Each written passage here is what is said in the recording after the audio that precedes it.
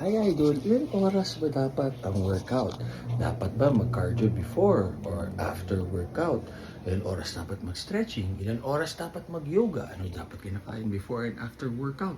Ang gaganda ng mga tanong nyo. Pero yung mga tanong na yan, para sa mga hindi na beginners, mga advanced na, yung meron silang consistency to go to the gym every day, consistency to eat 3 to 6 meals, healthy meals, alam nila yung calorie deficit nila, alam nila yung macronutrients nila.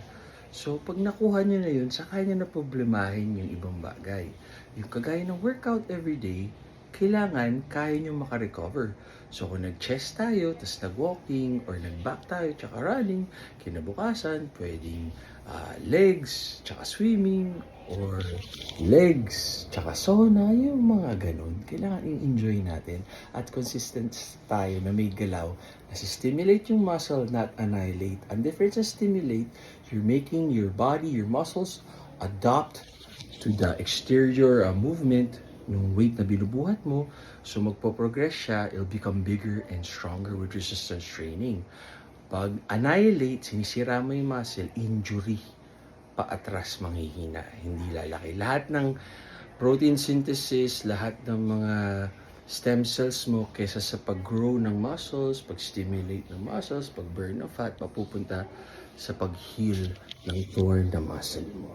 So yun, pwede ba pagsabihin yung basketball sa gym kung kaya mo? Ako dati, taping, basketball, gym, swimming, meron pa triathlon, taping, basketball, basta kaya mo. Diba? Tapos yun, dati kasi, work hard, tapos kailangan talaga to failure. Yung pala, train smart. Diba? So, ganun dapat. Everything works until it doesn't. Ano yung sabihin yun? Kung nag-work, tama kayo, mali ako, not your doctor. Do what works for you. Dapat happy, healthy, always pray. O ngayon, pag hindi na nag-work para sa'yo, kailangan ibahin yung workout, iba yung angle, ibahin yung reps, ibahin yung sets, ganun. Diba? Walang tama, walang mali.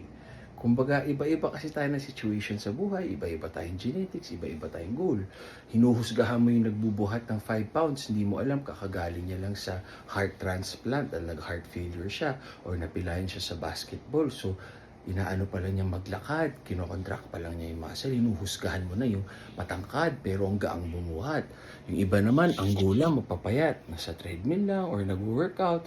Ang mahalaga dyan is don't judge others and don't compare yourself to others kasi comparison is the thief of joy.